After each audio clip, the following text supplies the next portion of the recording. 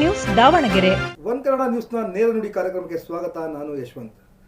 ನನ್ನ ಜೊತೆ ಇವತ್ತು ಪರಿಸರ ಪ್ರೇಮಿ, ಸರ್ಕಾರಿ ಇಲಾಖೆಯನ್ನು ಬೇಡ ಅಂದ್ಕೊಂಡು ರಾಜಕಾರಣಕ್ಕೆ ಸಕ್ರಿಯ ರಾಜಕಾರಣಕ್ಕೆ ಧುಮುಕಿರುವಂತಹ ಕೊಟ್ರೇಶ್ ಬಣಕಾರ್ ಅವರಿದ್ದಾರೆ. ನಾನು ಅವರನ್ನು ಕಾರ್ಯಕ್ರಮಕ್ಕೆ ಸ್ವಾಗತ ಮಾಡ್ತೀನಿ. ಸರ್, ಕಾರ್ಯಕ್ರಮಕ್ಕೆ ಸ್ವಾಗತ. ಸರ್, ನಮಸ್ಕಾರ. ಸರ್, ತಾವು ಸರ್ಕಾರಿ ನೌಕರಿಯಲ್ಲಿ ಇದ್ದಂಥವ್ರು, ಯಾಕೆ ಈ ಒಂದು ರಾಜಕೀಯ ಕ್ಷೇತ್ರವನ್ನು ಆಯ್ಕೆ ಮಾಡ್ಕೊಂಡ್ರಿ ಅಂತ ಸರ್? ಸರ್, ಸರ್ಕಾರಿ ನೌಕರಿಯಲ್ಲಿ ನಾನು ಕಳೆದ 25 ವರ್ಷದಿಂದ ರಾಜ್ಯ ಮಾಲಿನ್ಯ ನಿಯಂತ್ರಣ ಮಂಡಳಿ ವಿವಿಧ ಹಂತಗಳಲ್ಲಿ ನಾನು ಕೆಲಸ ಮಾಡಿದ್ದೀನಿ. ಅಲ್ಲಿ ಕೆಲಸ ಕಾರ್ಯಗಳನ್ನು ಗಮನಿಸಿದಾಗ ನಾವು ಒಂದು ಫ್ರೇಮಲ್ಲಿ ಚೌಕಟ್ಟಿನಲ್ಲಿ ಕೆಲಸ ಮಾಡ್ತಿರ್ತೀನಿ. ಕೆಲವು ವ್ಯಕ್ತಿಗಳು ಚೌಕಟ್ಟು ಬಿಟ್ಟು ಮಾಡುತ್ತಾರೆ. ಅದು ನಮ್ಮ ಕೈಲಾಗಲ್ಲ. ನಾವು ಅದಕ್ಕೆ ಇದು ಸಾಕು, ಇದು ವೃತ್ತಿ ಜೀವನ, ಇದು ಬೇರೆ ಹಂತಕ್ಕೆ ಹೋದರೆ ನಾವು ಕೂಡ ಅಂಥ ವ್ಯಕ್ತಿಗಳಾಗಲ್ಲ, ಫ್ರೇಮಲ್ಲೇ ಕೆಲಸ ಮಾಡಿ ಅಂಥೇಳಿ ಹೇಳ್ತಕ್ಕಂಥ ವ್ಯಕ್ತಿಗಳು ಆಗ್ಬೇಕಂತೇಳಿ ಆ ಒಂದು ಮೈಂಡ್ಸೆಟ್ಟಿಂದ ಹೊರಗೆ ಬಂದಿದ್ದೀವಿ. ಯಾವ ಜಿಲ್ಲೆಯಲ್ಲಿ ಕೆಲಸ ಮಾಡಿದ್ದೀವಿ ಸರ್ ರಾಜ್ಯ ಮಾಲಿನ್ಯ ಮಂಡಳಿ? ಸರ್, ನಾನು ಬೆಂಗಳೂರಲ್ಲಿ ಕೆಲಸ ಮಾಡಿದ್ದೀನಿ, ಚಿತ್ರದುರ್ಗ ಜೋನಲ್ ಆಫೀಸರಾಗಿ ಕೆಲಸ ಮಾಡಿದ್ದೀನಿ, ದಾವಣಗೆರೆ ಮಾಡಿದ್ದೀನಿ, ಹಾವೇರಿ ಮಾಡಿದ್ದೀನಿ, ಕೊಪ್ಪಳ, ಬೆಳಗಾಂ, ಬಳ್ಳಾರಿ, ಈ ರೀತಿಯಾಗಿ ಕೆಲಸಗಳು ಮಾಡಿದ್ದೀನಿ. ಈ ಸಾಮಾನ್ಯವಾಗಿ ಸರ್ಕಾರಿ ಉದ್ಯೋಗದಲ್ಲಿದ್ದಂಥವ್ರು ಒಂದಷ್ಟು ಆಸ್ತಿ ಮಾಡ್ಕೊಳ್ಳೋಣ, ಹಣ ಮಾಡ್ಕೊಳ್ಳೋಣ, ನಾನು ನನ್ನ ಫ್ಯಾಮಿಲಿ ಚೆನ್ನಾಗಿರಲಿ ಅಂತ ಒಂದು ಆಲೋಚನೆ ಮಾಡ್ತಾರೆ. ಆದರೆ ತಾವು 25 ವರ್ಷ ಕೆಲಸ ಮಾಡಿ ಆ ಒಂದು ವೃತ್ತಿ ಜೀವನಕ್ಕೆ ಗುಡ್ ಬೈ ಹೇಳಿ ರಾಜಕಾರಣಕ್ಕೆ ಬರ್ತೀರಿ. ಈ ಒಂದು ರಾಜಕಾರಣಕ್ಕೆ ಬಂದಾಗ ಇಲ್ಲಿಯ ಹೊಸ ಸವಾಲುಗಳು ಯಾವ ರೀತಿ ಇದೆ ಸರ್? ಸರ್, ಇಲ್ಲಿ ನಾವು ಮೊದಲನೇದಾಗಿ ನಾವು ಊರಿನ ಬಣಕಾರ. ನಾವು ಇಂಥ ಅನೇಕ ರಂಗಗಳು ನಾವು ನೋಡಿದ್ದೀವಿ. ನಮ್ಮಣ್ಣನೂ ಕೂಡ ಸಂಘಟನೆಯಲ್ಲಿದ್ದಂಥವ್ರು. ಅನೇಕ ಕಷ್ಟಗಳನ್ನು ನೋಡಿದ್ದೀವಿ, ಸುಖಗಳು ನೋಡಿದ್ದೀವಿ. ಅವನ್ನೆಲ್ಲ ಗಮನಿಸಿದಾಗ ಈ ಒಂದು ಕ್ಷೇತ್ರ ಹೊರ ಬಂದಾಗ ಇಲ್ಲಿನೂ ಕೂಡ ಎಡರು ತೊಡರುಗಳು ಸಹಜವಾಗಿ ಇರಲೇಬೇಕು. ಒಂದು ಮನೆ ಅಂದರೆ ಇದ್ದೇ. ಬಟ್ ಆದರೆ ಅಲ್ಲಿನೂ ಕೂಡ ಒಳ್ಳೊಳ್ಳೆ ವ್ಯಕ್ತಿಗಳದಾರೆ, ಒಳ್ಳೆ ಚಿಂತಕರದಾರೆ. ಇಲ್ಲಿ ರಾಜಕಾರಣದಲ್ಲ ಅಥವಾ ಸರ್ಕಾರಿ ಕೆಲಸ ಸರ್? ರಾಜಕಾರಣದಲ್ಲಿ ಕೂಡ ಒಳ್ಳೆ ಚಿಂತನೆ ಮಾಡೋಂಥ ವ್ಯಕ್ತಿಗಳದಾರೆ.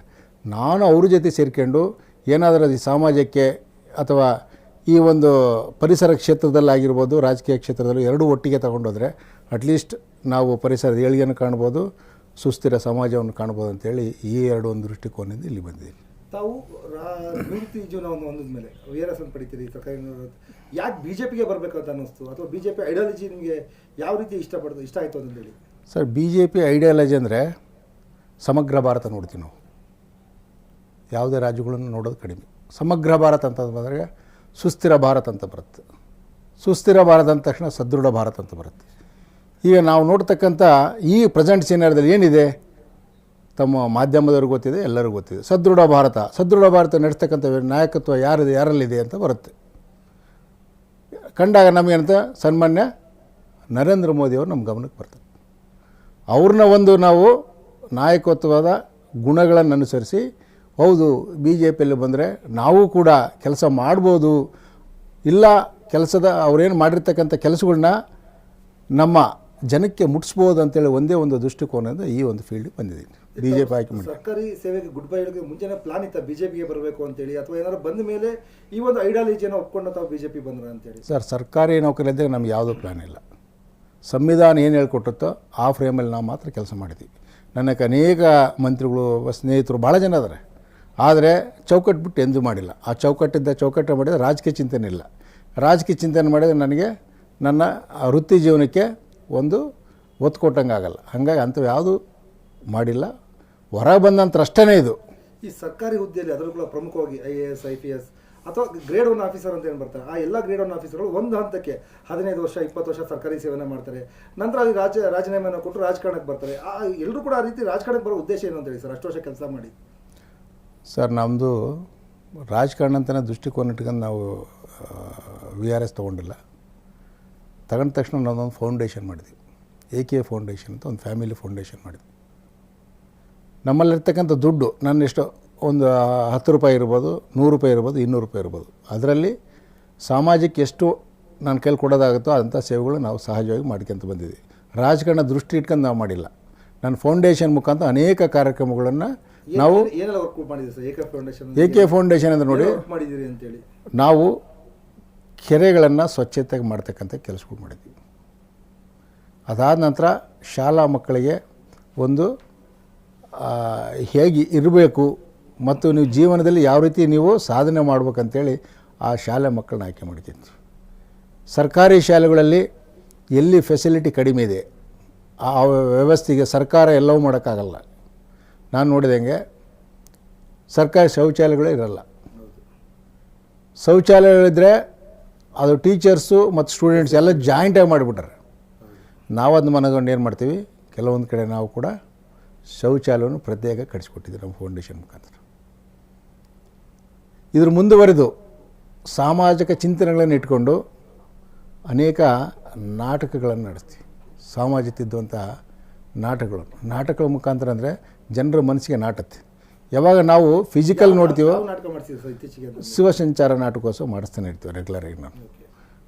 ಅದರಲ್ಲಿ ಸಮಾಜವನ್ನು ತಿದ್ದತಕ್ಕಂಥ ಅನೇಕ ಕೆಲಸಗಳು ಬರ್ತಾವೆ. ಅಲ್ಲಿ ಏನು ಅಡಕಾಗಿರುತ್ತೆ ಅಂದರೆ ಬುದ್ಧ, ಬಸವ, ಅಂಬೇಡ್ಕರ್ ಈ 3 ತತ್ವದಡಿಯಲ್ಲಿ ಅವೆಲ್ಲವೂ ಬರ್ತವೆ ನಾಟಕಗಳು. ಹಾಗಾಗಿ ಅದರಿಂದ ಪ್ರಭಾವಿತನಾಗಿ ಆ ಒಂದು ಕೆಲಸಕ್ಕೆ ನಾವು ಕೈ ಹಾಕಿ ನಾವು ಮಾಡ್ತಾನೆ ಇದ್ದೀವಿ.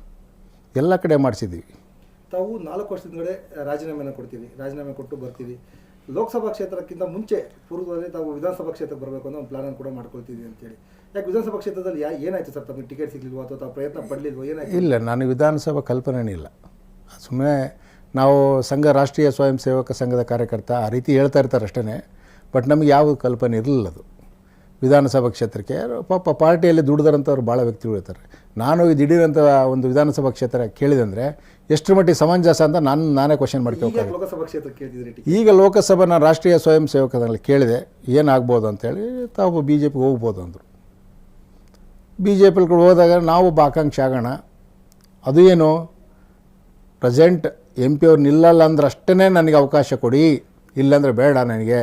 ಅವರ ನೇತೃತ್ವದಲ್ಲಿ ಮಾಡಿದ್ರೆ ನಾನು ಅವರಿಗೆ ಕೆಲಸ ಮಾಡೋದು. ಅವ್ರಿಗೆ ಕೊಡದೇ ಇದ್ರೆ ತಮಗೆ ಕೊಡಿ ಅಂತೇಳಿ? ಅವ್ರು ಕೊಡದೇ ಇದ್ರೆ ನನಗೆ ಕೊಡಿ, ಅವಕಾಶ ಕೊಡಿ, ನಾನು ಕೆಲಸ ಮಾಡಿ ತೋರಿಸ್ತೀನಿ. ಈಗ ಅವರಿಂದ ಏನೋ GM ಸಿದ್ದೇಶ್ವರ ಹೊರತುಪಡಿಸಿದ್ರೆ ರೇಣುಕಾಚಾರ್ಯ ಇರ್ಬೋದು, ಡಾಕ್ಟರ್ ರವಿಕುಮಾರ್ ಇರ್ಬೋದು, ಅದೇ ತುಂಬ ಜನ ಸಾಲು ಕಟ್ಕೊಂಡಿದ್ದಾರೆ. ನಾವು ಸುಮಾರು ವರ್ಷಗಳಿಂದ BJPಗೆ ಕೆಲಸ ಮಾಡಿದ್ದೀವಿ, BJPಯ ಫ್ಲಾಗನ್ನು ಕಟ್ಟಿದ್ದೀವಿ ಅಂತ. ತಾವೇನು BJP ಮಾಡಿದ್ದೀರಿ ಅಂತೇಳಿ? ಸರ್, ನಾನು 40 ವರ್ಷದಿಂದ ರಾಷ್ಟ್ರೀಯ ಸ್ವಯಂ ಸೇವಕ ಸಂಘದ ಕಾರ್ಯಕರ್ತ. ಅದನ್ನು ಹೇಳಬಾರ್ದು, ಈಗ ಹೇಳ್ತೀನಿ ಕೇಳಿ. ನಾನು ಮೂಲತಃವಾಗಿ RSSನ ಕಾರ್ಯಕರ್ತ, ಸ್ವಯಂ ಸೇವಕ. ಅಲ್ಲೇ ನಾವು ಸಾಕಷ್ಟು ಕೆಲಸ ಮಾಡಿದ್ವಿ. ಡಿಪಾರ್ಟ್ಮೆಂಟ್ ಯಾವಾಗ ಜಾಯ್ನ್ ಆದ್ವಲ್ಲ, ಏನು ಬೇಡ, ಯಾಕಂದರೆ ನಾವು ಇರ್ತಕ್ಕಂಥದ್ದು ಪೊಲ್ಯೂಷನ್ ಕಂಟ್ರೋಲ್ ಬೋರ್ಡು, ಸಾರ್ವಜನಿಕ ಸೇವೆ. ಅವಾಗೇನು ಎಲ್ಲ ಉದ್ಯಮದಾರರು ದೊಡ್ಡ ದೊಡ್ಡ ವ್ಯಕ್ತಿಗಳೇ, ಅವ್ರಿಗೆ ನೋಟಿಸ್ ಕೊಡ್ಬೇಕು, ಅವ್ರನ್ನ ಬಂದ್ ಮಾಡಿಸ್ಬೇಕಲ್ಲ ನಾವು. ಹಾಗಾಗಿ ಆ ಫ್ರೇಮ್ ಅದನ್ನು ಬಿಟ್ಟು ಆ ಫ್ರೇಮಲ್ಲಿ ಅಷ್ಟೇ ಕೆಲಸ ಮಾಡಿದೆ. ಇದು ಬಿಟ್ಟ ತಕ್ಷಣ ಮತ್ತೆ ತಿರ್ಗಾ RSS ಎಂಟ್ರಿ ಆದೆ. ಅಂದರೆ ನಾನು 40 ವರ್ಷದಿಂದನೇ ಸ್ವಯಂ ಸೇವಕ. ಈ ಸ್ವಯಂ ಸೇವಕ ಅನ್ನೋ ಕಾರಣಕ್ಕೋಸ್ಕರ ಲೋಕಸಭಾ ಕ್ಷೇತ್ರ ಟಿಕೆಟ್ ಕೊಡೋದು? ಆ ರೀತಿಯಲ್ಲ. ನಂದು ಒಂದು ಚಿಂತನೆಗಳದ. ನಾನು ಮಾಡಿರ್ತಕ್ಕಂಥ ಅನೇಕ ಕೆಲಸಗಳದ ನನ್ನ ಡಿಪಾರ್ಟ್ಮೆಂಟಲ್ಲಿ. 32 ಲಕ್ಷಕ್ಕೂ ಮೇಲ್ಪಟ್ಟು ಗಿಡಗಳು ಹಾಕ್ಸಿದ್ವಿ ನಾವು. ಸಾಮಾಜಿಕ ಜವಾಬ್ದಾರಿ ಅದು. ಮೊಟ್ಟ ಮೊದಲ ಕರ್ನಾಟಕ ರಾಜ್ಯದಲ್ಲಿ ಬಯೋಮೆಡಿಕಲ್ ವೇಸ್ಟ್ ಟ್ರೀಟ್ಮೆಂಟ್ ಫೆಸಿಲಿಟಿ ಅಂತ ಶಿವಮೊಗ್ಗದ ಸ್ಥಾಪನೆ ಮಾಡಿದ್ವಿ. ಅದು ಸಾಮಾಜಿಕ ಜವಾಬ್ದಾರಿ ಅಲ್ವಾ? ಆಸ್ಪತ್ರೆ ಅಂತ ಬರ್ತಕ್ಕಂಥ ವೇಸ್ಟು ನಾವಿದ್ದಾಗ ಆಗಿದ್ದು. ಮೊಟ್ಟ ಮೊದಲಾಗಿ ಇಡೀ ಭಾರತದಂತ ಸಂಚರಿಸಿ ಎಸ್ಸೆ ಕಾಂಪಿಟೇಷನ್ ಮಾಡಿಸ್ತೇವೆ ಮಕ್ಕಳಿಗೆ, ಇಂಜಿನಿಯರಿಂಗ್ ಕಾಲೇಜ್ ಸ್ಟೂಡೆಂಟ್ಸ್ಗೆ ಮತ್ತು ಮೆಡಿಕಲ್ ಸ್ಟೂಡೆಂಟ್ಸ್ಗೆ, ನರ್ಸಿಂಗ್ ಕಾಲೇಜುಗಳಿಗೆ, ಡಿಗ್ರಿ ಸ್ಟೂಡೆಂಟ್ಸ್ಗೆ. ಬಯೋ ವೇಸ್ಟ್ ಬಗ್ಗೆ ಅಲ್ಲ, ನಿಸರ್ಗದಲ್ಲಿರ್ತಕ್ಕಂಥ ಸಂಪನ್ಮೂಲಗಳನ್ನು ಕ್ರೋಢೀಕರಿಸಿ ಅವನ್ನ ಸದ್ಬಳಕೆ ಮಾಡಬೇಕು ಅಂತೇಳಿ ಆ ಒಂದು ಥೀಸಿಸ್ ಮೇಲೆ ನಾನು 25,000 ಸ್ಟೂಡೆಂಟ್ಸ್ ಅಟ್ ಎ ಟೈಮ್ ಬರೆದ್ರು. ಅದು ನನಗೆ ವರ್ಲ್ಡ್ ರೆಕಾರ್ಡಲ್ಲಿ ಎಂಟ್ರಿ ಆಗಿದೆ. ಯಾವುದಾದ್ರೂ ಇಡೀ ದೇಶದಲ್ಲಿ ಒಬ್ಬ ಪೊಲ್ಯೂಷನ್ ಕಂಟ್ರೋಲ್ ಆಫೀಸರ್ ವರ್ಲ್ಡ್ ರೆಕಾರ್ಡಲ್ಲಿ ಎಂಟ್ರಿ ಆಗಿದೆ, ಅದನ್ನು ನಾವು ಒಬ್ಬನೇ ಅಂತ ಹೇಳಕ್ಕೆ ಈ ಸಂದರ್ಭ ಹೇಳಕ್ಕೆ ಸಾಧನೆ ಅಂದರೆ ನನಗೆ ಒಂಥರ ನಿಸರ್ಗದ ಜೊತೆ ಜೋಡಣೆ ಆಗಬೇಕು. ಈಗ ಇಲ್ಲೇ ಸಹಜವಾಗಿ ನಾನು ಇಲ್ಲಿ ನೋಡ್ತಿರ್ತೀನಿ, ಎಲ್ಲ ಮುನ್ಸಿಪಲ್ ಸಾಲಿಡ್ ವೇಸ್ಟು ಅನೇಕರು ಅದ್ರ ಬಗ್ಗೆ ಮಾತಾಡ್ತಿರ್ತಾರೆ. ಎಷ್ಟು ಅಕ್ಯುಮುಲೇಟ್ ಆಗಿದೆ ಅಲ್ಲಿ, ಆ ಅಕ್ಯುಮುಲೇಷನ್ನ ಅದು ಇನ್ನೂ ಪರ್ಕ್ಯುಲೇಷನ್ ಮಳೆಯಲ್ಲಾಗಿ ಅಲ್ಲಿ ಬಿಡ್ತಾ ಇಲ್ಲ ಅಂದರೆ ನಾನು ಮಾಡಬೇಕಿಲ್ಲ, ಕಾರ್ಪೊರೇಷನ್ ವತಿಯಿಂದ ಮಾಡ್ಬೇಕದನ್ನ. ನಾನು I have to enforce the law including the ಅದು ಕಾರ್ಪೊರೇಷನ್ ಮೆಂಬರ್ಸ್. ಇಲ್ಲಿ ಯಾರು ಲಾ ಮೇಕರ್ಸ್ ಅವರು ಲಾ ಬ್ರೇಕ್ ಮಾಡ್ತಿದ್ದಾರೆ ಅಂತೇಳಿ ಮತ್ತು ಅದನ್ನೆಲ್ಲ ನೋಡಿದ್ರೆ ಹಂಗೆ ಅನಿಸ್ತದೆ ನನಗೆ. ಯಾಕಂದರೆ ಅದನ್ನು ಮೂಲ ಏನಂದರೆ ನನಗೆ ಜಲ ಮೂಲ ಹಾಳಾಗ್ತಿದೆ. Ground water contamination not only for Davanagere, it will contaminate anywhere, we don't know. ಕೆಳಗಡೆ ಯಾವ ಪದರದಲ್ಲಿ ಹರಿದು ಹೋಗ್ತದೆ ಅಂತ ಗೊತ್ತಿರಲ್ಲ. ಅದನ್ನು ನೀವು ನೋಡಿ, 15% ಪುನರ್ಬಳಕಿದೆ. ಇನ್ನು 85% ಏನಿದೆ ಅಕ್ಯುಮುಲೇಷನ್ ಆಗಿದೆ. ಮಳೆ ಬಂದಾಗ ಏನಿದೆ ಲೀಚಸ್ ಸ್ಟಾರ್ಟ್ ಆಗ್ತಿದೆ. ಕೊಳೆತು ನಾರದ ಅದು ನೀರು ಬಂದು ಗ್ರೌಂಡ್ ವಾಟರ್ ಕಂಟಾಮಿನೇಷನ್ ಆಗ್ತಿದೆ, ಕೆರೆಗಳು ಕಂಟಾಮಿನೇಷನ್ ಆಗ್ತಿದೆ. ಹಂಗಾಗಿ ನಾವು ಈ ಕಾರ್ಪೊರೇಷನ್ ಮೇಲೆ ಒಂದು ಕ್ರಿಮಿನಲ್ ಕೇಸ್ ಹಾಕಿದ್ವಿ. ಕಾರ್ಪೊರೇಷನ್ ನನ್ನ ಇವರೇ ಅದು ನಮ್ಮ ಮೊದಲು ಬಂತಕ್ಕ ಅಧಿಕಾರಿಗಳು ಹಾಕಿದ್ದಾರೆ. ಅದು ಹಂಗೆ ನಡೀತಾ ಇದೆ ಇನ್ನೂ. ಸ್ಟಿಲ್ ಇಟ್ ಈಸ್ ತಾವು ಏನು ಮಾಡಿದ್ದೀರಿ ಅಂತ ಹೇಳಿದ್ರೆ ಅಂದರೆ ವೃತ್ತಿ ಜೀವನದ ಹೊರಗಡೆ ಬಂದ ಮೇಲೆ ಈ ಕಾರ್ಪೊರೇಷನ್ಗಳಾಗಿರ್ಬೋದು ಅಥವಾ ಬೇರೆ ಬೇರೆ ಸಂಘ ಸಂಸ್ಥೆಗಳಾಗಿರ್ಬೋದು ಯಾವ ರೀತಿ ಎಜುಕೇಟ್ ಮಾಡ್ತಿದ್ದೀರಿ ಅಂತ ತಾವು ಈ ಪರಿಸರದ ಬಗ್ಗೆ? ಸರ್, ಪರಿಸರದ ಬಗ್ಗೆ ಅನೇಕ ನಾವು ಕಾರ್ಯಕ್ರಮಗಳನ್ನ ಹಾಕ್ಯಂತಿರ್ತೀವಿ ಸಹಜವಾಗಿ. ಸೈನಿಕರನ್ನ ಸಾಮಾಜಿಕ ಜವಾಬ್ದಾರಿಗಳನ್ನ ಅರಿವು ಮೂಡಿಸ್ತಕ್ಕಂಥ ಕೆಲಸಗಳು ಮತ್ತು ಅವ್ರನ್ನ ಒಂದೇನಂತೀರಿ ಅವರಿಗೆ ಮಾರಲ್ ಸಪೋರ್ಟಾಗಿ ನಿಲ್ತಕ್ಕಂಥ ಕೆಲಸಗಳು ನಾವು ಮಾಡ್ತಾಯಿದ್ದೀವಿ. ಮಕ್ಕಳಿಗೆ ಪರಿಸರದ ಬಗ್ಗೆ ಜಾಗೃತಿ ಮೂಡಿಸ್ತಕ್ಕಂಥದ್ದು ಬರೀ ಸ್ಕೂಲ್ ಮಕ್ಕಳಿಗೆಲ್ಲ, ಇಂಜಿನಿಯರಿಂಗ್ ಸ್ಟೂಡೆಂಟ್ಸ್ ಆಗಿರ್ಬೋದು, MBA ಸ್ಟೂಡೆಂಟ್ಸ್ ಆಗಿರ್ಬೋದು, ಎಲ್ಲರಿಗೂ ಕೂಡ ಡಿಗ್ರಿ ಸ್ಟೂಡೆಂಟ್ಸ್ ಆಗಿರ್ಬೋದು, ಇವರೆಲ್ಲವೂ ಎಜುಕೇಟ್ ಮಾಡ್ತಾನೆ ಇದ್ದೀವಿ. ಪರಿಸರ ಅಂದ್ರೇನು, ಪರಿಸರದ ದುಷ್ಪರಿಣಾಮಗಳೇನು, ಇವೆರಡು linked with economy. This is linked with economy, health and society. ಈ ಮೂರನ್ನು ಒಳಗೊಂಡಂಥ ಎಜುಕೇಷನ್ನು ನಾವು ಇನ್ನೂ ಸ್ಟಿಲ್ ಕೊಡ್ತಾ ಇದ್ದೀನಿ. ಸಾವಿರಾರು ಮಕ್ಕಳಿಗೆ ನಾವು ಕೊಟ್ಟಿದ್ದೀವಿ ಆಲ್ರೆಡಿ ಎಜುಕೇಷನ್. ಕೊಟ್ರೇಶ್ ಅವರು ಈ ಒಂದು ರಾಜ್ಯ ಮಾಲಿನ್ಯ ಮಂಡಳಿಯಿಂದ ಹೊರಗಡೆ ಬಂದು ಲೋಕಸಭಾ ಕ್ಷೇತ್ರಕ್ಕೆ ಈಗ ಏನು ಸ್ಪರ್ಧೆ ಮಾಡಬೇಕು ಅಂತ ಒಂದು ಚಿಂತನೆ ಮಾಡಿದ್ರಿ. ಯಾವ ವಿವನ ಇಟ್ಕೊಳ್ತಾ ಹೋಗ್ತಿದೆ ಸರ್ ಲೋಕಸಭಾ ಕ್ಷೇತ್ರಕ್ಕೆ? ಲೋಕಸಭಾ ಕ್ಷೇತ್ರಕ್ಕೆ ನಂದಾದಂಥ ಒಂದು ಕನಸುಗಳನ್ನು ಕಟ್ಕೊಂಡ್ವಿ. ನಮ್ಮ ಕೇಂದ್ರ ಸರ್ಕಾರಗಳನ್ನು ಅನೇಕ ಕಾರ್ಯಕ್ರಮ ಹಮ್ಮಿಕೊಂಡಿದ್ದಾರೆ. ಅದನ್ನು ಹೊರತುಪಡಿಸಿ ನಾನು ಒಬ್ಬ ಲೋಕಸಭಾ ಕ್ಷೇತ್ರದ ಸದಸ್ಯನಾದರೆ ಏನು ಮಾಡ್ಬೋದು ಅಂತೇಳಿ ನಂದೊಂದು ಕನಸುಗಳನ್ನು ಇಟ್ಕೊಂಡಿದ್ದೀನಿ. ಆ ಕನಸುಗಳನ್ನ ಇಟ್ಕೊಂಡೆ ನಾನು ಹೋಗ್ತಿರೋದು. ಈಗ ಈ ರಾಜಕಾರಣದಲ್ಲೂ ಅದೇ ರೀತಿ ಆಗ್ತದೆ. ರಾಜಕಾರಣ ತುಂಬ ಜನ ಕನಸಿಟ್ಕೊಂಡು ಬರ್ತಾರೆ. ಎಲ್ಲೋ ಒಂದು ಕಡೆ ಫ್ಯಾಮಿಲಿ ಬ್ಯಾಕ್ಗ್ರೌಂಡ್ ಇದ್ದಂಥವ್ರು ಅಥವಾ ವಂಶ ಪಾರಂಪರೆಗೆ ಅಧಿಕಾರವನ್ನು ಅನುಭವಿಸ್ಕೊಂಡು ಬರುವಂಥವ್ರು, ಅಂಥವ್ರ ನಡುವೆ ಎಲ್ಲರೂ ನಲಿಗೆ ಹೋಗ್ತಿದ್ದಾರೆ ಅಂತಂದೇಳಿ ಹೊಸಬ್ರು ಬರೋಂಥವ್ರು. ಸರ್, ನನಗೆ ತಾವು ಹೇಳಿದ್ದು ಒಳ್ಳೆ ಕ್ವಶನ್ ಕೇಳಿದ್ರಿ. ನನಗೆ ಯಾವುದೂ ರಾಜಕೀಯ ಗಾಡ್ ಫಾದರ್ ಇಲ್ಲ. ಅಲ್ಲ, ಅದೇ ಕನಕ ನಮ್ಮ ಎಲ್ಲ ಸ್ನೇಹಿತರು, ನಮಗೆಲ್ಲ ಸ್ನೇಹಿತರೆ ನನಗೆ ಗಾಡ್ ಫಾದರ್ಗಳು. ಏನು ನನ್ನ ಜೊತೆಗಿರ್ತಕ್ಕಂಥ ಎಲ್ಲ ಕಾರ್ಯಕರ್ತರೆ ಅವರೇ ಗಾಡ್ ಫಾದರ್ಗಳು. ಈ ಹಂತದಲ್ಲಿ ಯಾಕೆ ಹೋಗ್ಬಾರ್ದು ನಾವು? ಸನ್ಮಾನ್ಯ ನರೇಂದ್ರ ಮೋದಿ ಅವ್ರ ಕಾರ್ಯಕರ್ತ ತಾನೆ, ಅವರಿಗೆ ರಾಜಕೀಯ ಹಿನ್ನೆಲೆ ಉಂಟಾ? ಘನವೆತ್ತ ಪ್ರಧಾನಗಳು ಏನಿಲ್ಲ. ಕರ್ನಾಟಕದ ರಾಜಕಾರಣ ಕುಟುಂಬ ರಾಜಕಾರಣ ಆಗಿದೆ ಅಂತೇಳಿ, ಆ ಕುಟುಂಬ ರಾಜಕಾರಣದ ಮಧ್ಯೆ ಕೊಟ್ರೇಶ್ ಅವರು ಹೊರಗಡೆ ಬರ್ಬೋದಾ, ಬೆಳಕಿಗೆ ಬರ್ಬೋದಾ ಅಂತ ಜನ ಮನಸ್ಸು ಮಾಡಿದರೆ ಬರ್ಬೋದಂತ ನನ್ನ ಅನಿಸಿಕೆ. ಜನದ ಮುಂದೆ ಯಾರೂ ಅಲ್ಲ. ಇಲ್ಲಿ ಪಕ್ಷ ಒಂದು ವೇಳೆ ತಮಗೆ ಟಿಕೆಟ್ ಕೊಟ್ಟರೆ ಯಾವ ಕಾರಣಕ್ಕೆ ಟಿಕೆಟ್ ಕೊಡಬೇಕು? ತಾವು ಯಾವ ರೀತಿ ಲೋಕಸಭಾ ಕ್ಷೇತ್ರವನ್ನು ಎದುರಿಸ್ತೀರಿ ಸರ್? ನಮ್ಮದೇ ಆದಂಥ ಗುರುಗಳು ಇಟ್ಕೊಂಡಿರೋದ್ರಿಂದ ನನಗೆ ಕೊಡಿ. ನಮ್ಮದೇ ಆದಂಥ ಒಂದು ಟೀಮ್ ಇದೆ ಸಮಗ್ರ ದಾವಣಗೆರೆ ಜಿಲ್ಲೆಯಾದ್ಯಂತ.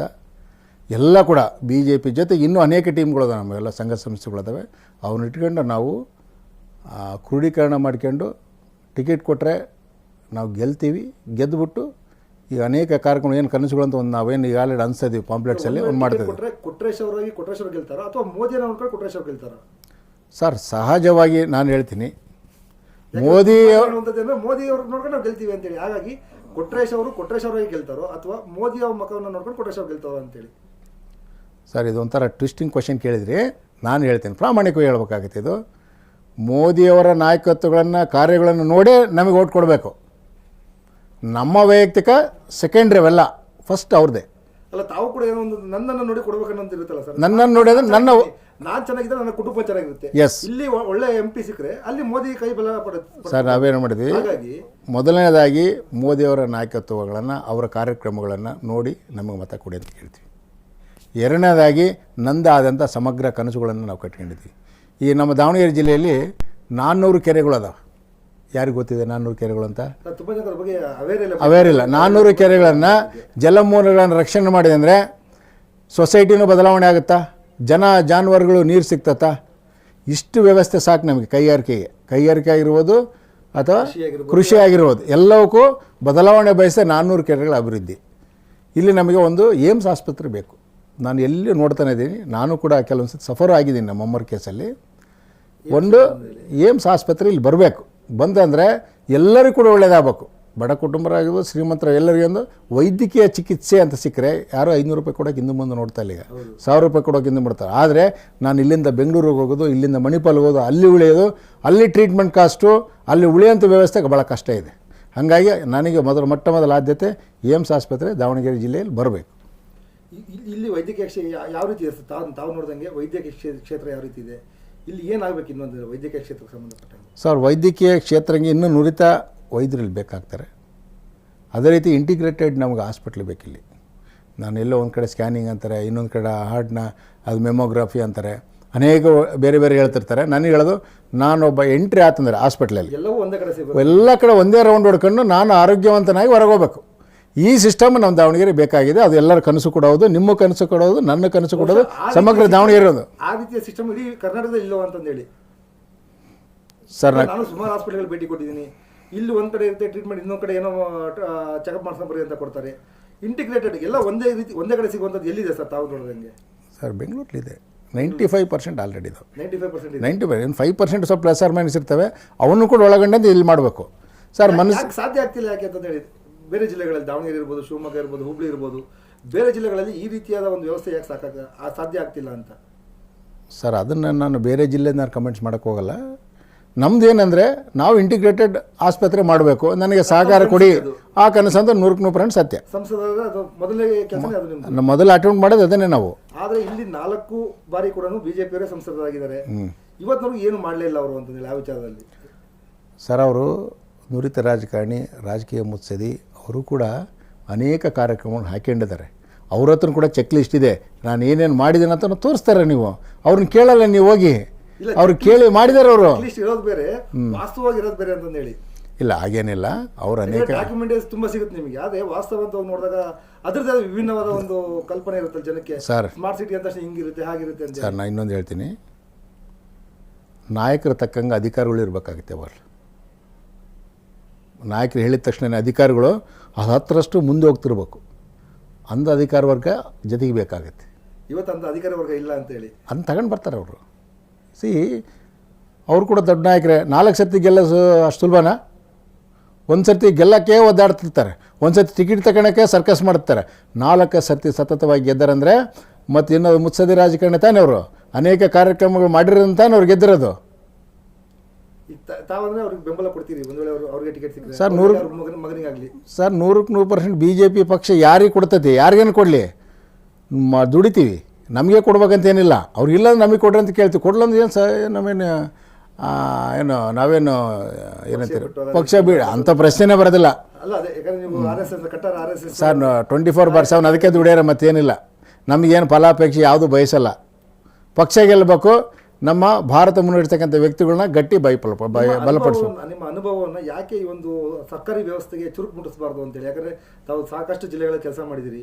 ಈ ಜಿಲ್ಲೆ ದಾವಣಗೆರೆ ಜಿಲ್ಲೆ ಇರ್ಬೋದು ಅಥವಾ ಅಕ್ಕಪಕ್ಕ ತಾಲೂಕುಗಳಿರ್ಬೋದು, ಆ ತಾಲೂಕುಗಳ ಜಿಲ್ಲೆಗಳಿಗೆ ಯಾಕೆ ಅಧಿಕಾರಿಗಳಿಗೆ ಚುರುಕು ಮುಟ್ಟಿಸಬಾರ್ದು ಅಂತ ತಾವು ಹಿಂಗೆ ಕೆಲಸ ಮಾಡಿ ಈ ಬಯೋ ವೇಸ್ಟನ್ನು ತೆಗೆದುಕೊಂಡು ಹೋಗಿ ಡಿಸ್ಪೋಸ್ ಮಾಡುವಂಥ ಇರ್ಬೋದು, ಬೇರೆ ಬೇರೆ ಕೆಲಸಗಳಿರ್ಬೋದು, ಯಾಕೊಂದು ಚುರುಕು ಮುಟ್ಟಿಸಬಾರ್ದು ಅಂತೇಳಿ ಸರ್ ತಾವು? ಸರ್ ಮುಂದಿನ ದಿನಗಳಲ್ಲಿ ಮುಟ್ಸೋಣ. ಒಂದೇ ದಿನ ಎಲ್ಲ ತಗೊಂಬಿಟ್ರೆ ಮುಂದಿನ ದಿನ ಮುಟ್ಸೋಣ ಎಲ್ಲವೂ.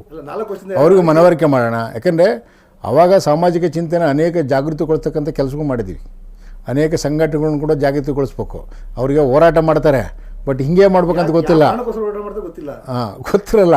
ಅವ್ರನ್ನ ಜಾಗೃತಿಗೊಳಿಸಿ ಈ ರೀತಿ ಮಾಡ್ಬೇಕು ನಾವು. ಬರೀ ಕೂಗಿದ್ರೆ ಏನು ಬರಲ್ಲ.